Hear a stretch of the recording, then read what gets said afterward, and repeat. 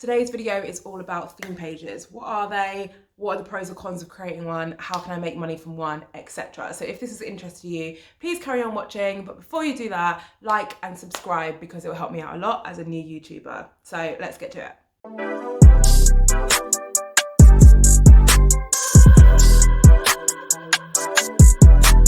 So this is going to be an introductory video. I'm going to be creating a part 2 to this video, which is going to talk about theme pages in a lot more detail and take you step by step into how you can create one, how you can make money from one, how much money you should be charging, etc. But in this video, I'm going to give you an overview of what they are, the pros and cons of creating one, and then I'm also going to break down what you could be charging or, how you monetize theme pages later on. I'm even going to show you some examples of theme pages and how much they charge for different shout outs. The reason how I know this stuff, by the way, in case you're wondering, is because I own 2 boutiques. One is a swimwear boutique, one is a bag boutique, and I have worked with theme pages for over a year now. They've been one of my main methods of advertising for these accounts. So I know a little bit about how they work, how much they charge, and also, this is a bit of a sad story, I actually once had a theme page. It had 10,000 followers. It was a fashion theme page. It was back in like 2016 maybe, early days,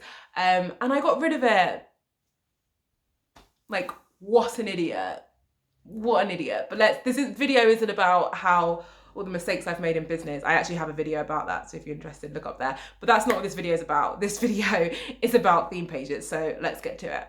So let's talk about what theme pages actually are and how they work. Theme pages are basically like inspiration pages. You've probably come across these pages in the past. They're always centered on one theme, or if you want to call it a niche, then also a niche.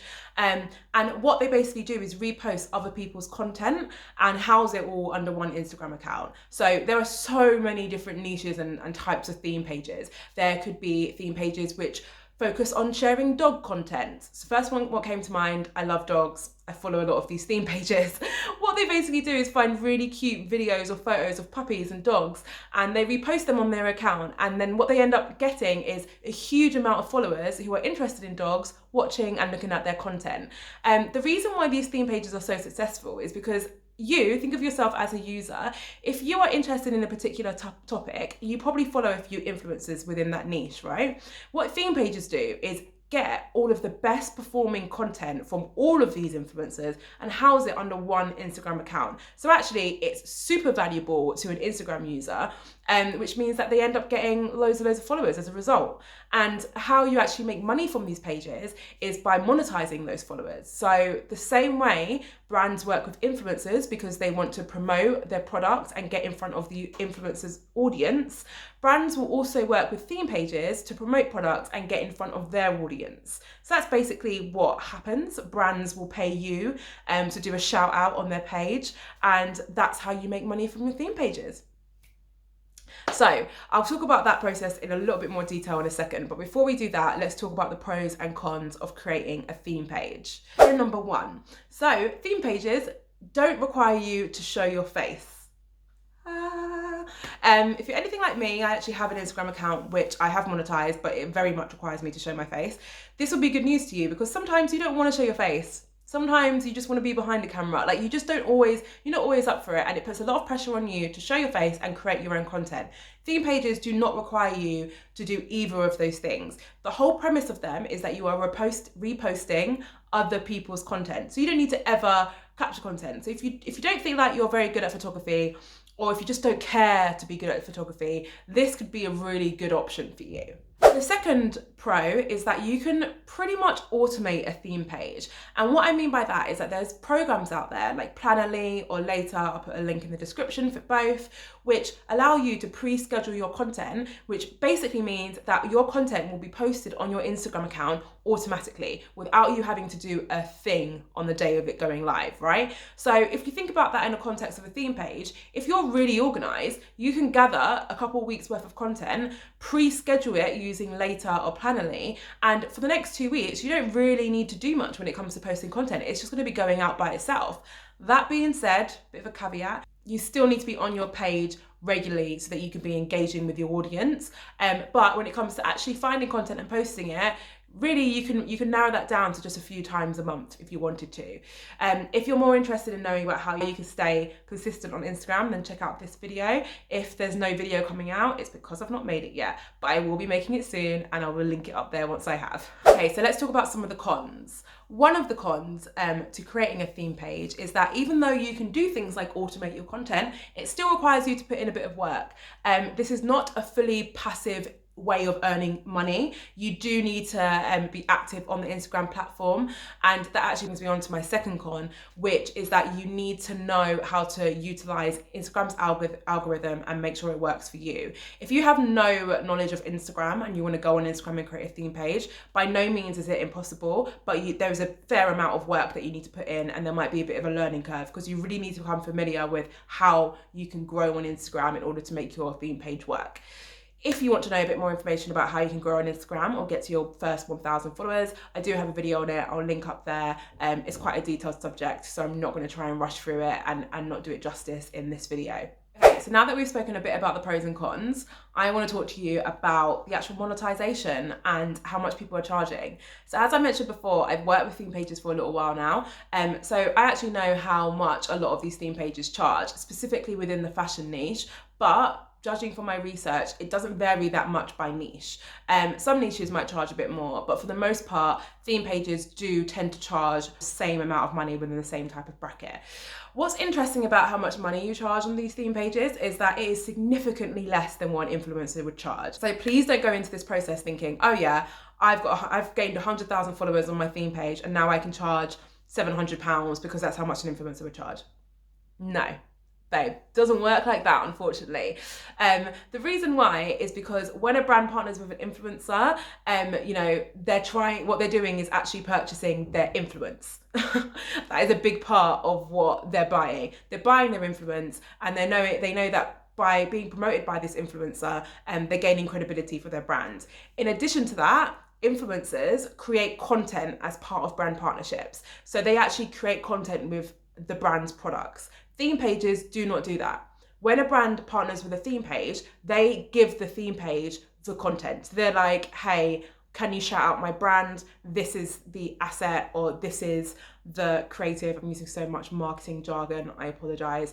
Basically, this is the photo or this is the video that I want you to post, right? So because from a brand's point of view, I'm giving you the content, I'm even telling you what the caption is half the time, you're not really doing much on your side, so therefore you cannot charge the same amount as what an influencer would charge. So let's just talk about how much brands are charging. So I have some examples here, which I'm actually looking at here, but they're also here.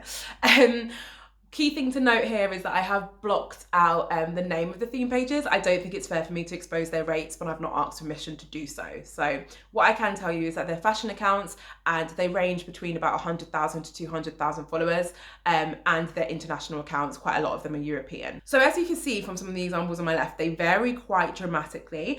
They go from about $12 to about $70, which is quite a big jump. And they also, some accounts break down their rates in different ways. Some accounts will just be like, hey, yeah, a post is £70 and this is permanently on our feed. Other accounts might be like, okay, the post is £10 for 24 hours, it's £20 for 48 hours, or it's £50 for a permanent post. And when they're saying that, what they're talking about is how long they're going to leave the post on their feed. So that's when they're talking about 24 hours, 48 hours, it basically means that they're going to delete your post after a certain amount of time. I personally only get permanent posts, but I know different brands like to do different things. I get permanent posts because I know that if I've got one of my products on a theme page and someone just decides to scroll through that theme page, they might have shouted out my product 2 months ago, but they'll still see my product and they'll still probably purchase it. So I often find that these brand partnerships work really well in the long run, and that by doing 24-hour, 48-hour shout outs, you don't really get the same effects, but it does differ. And then also you'll see that some people offer different rates for their stories as well.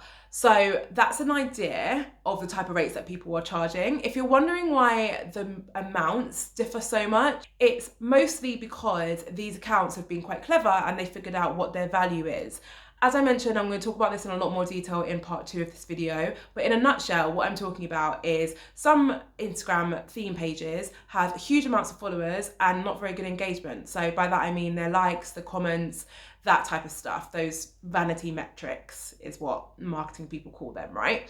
So if you've got 200,000 followers, but you're getting 2,000 likes per post, your engagement rate isn't that high. However, if you've got 100,000 followers, so even less, you've got less followers, but you're getting 10,000 likes per photo, your engagement rate is better. Brands look at these types of metrics because they want to work with theme pages or with partners who have an engaged audience, or what I like to call a valuable audience. This doesn't mean that brands won't work with theme pages who don't have a high engagement rate. It just means that they'll be willing to spend less money on them, which is why they will charge less money for them. So that's basically why they're going to be varying so much. As I said, I'm going to talk about this a lot more in part 2 of the video. So if you want to think about how much money you can actually be making from these theme pages, you've got to just break it down. Realistically, you want to be doing maybe 1 shout out per week. You don't really want to be doing more than that because you're going to piss off your followers. If you're doing 1 per week and you're charging £20 per week, that means that you're going to be earning £80 a month. I'm smiling because I almost couldn't do that math. 20 times 4. So you're going to be looking at about £80 per month. But it could be so much more than that if you're willing to do more advertisements, if you're willing to do 24-hour shout outs, which means that you can get away with doing a lot more shout outs on your post, or if you're willing to charge more because you've got a really valuable audience and you think you're worth it. Some people make thousands of pounds from these theme pages a month. It's all just down to how much effort you're willing to put into it and how much time you're willing to dedicate to growing your page. So as I mentioned, next video is going to be step-by-step of how you can go through this process. But for now, I hope that gave you a really good overview of what theme pages are, how much money you can make from them. And yeah, it's a super easy side hustle. So yeah, keep an eye out for my next video. Until then, see you later.